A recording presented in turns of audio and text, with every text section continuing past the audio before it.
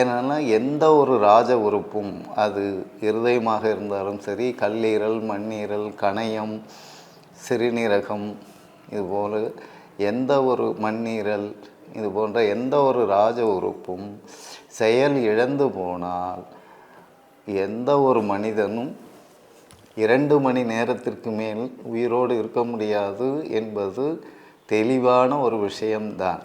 சிறுநீரக செயல்பாடு என்று இங்கே நாம் எடுத்துக்கொள்வோம்.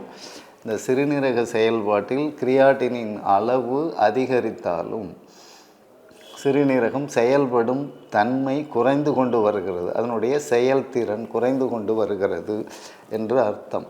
இது இல்லாமல் GFR என்று ஒரு சோதனை இருக்கிறது, குளோமெருலர் ஃபில்ட்ரேஷன் ரேட் என்று சொல்வார்கள். அது நார்மலாக 60க்கு குறையாமல் இருந்தால் கிட்னி நன்றாக இருக்கிறது என்று அர்த்தம்.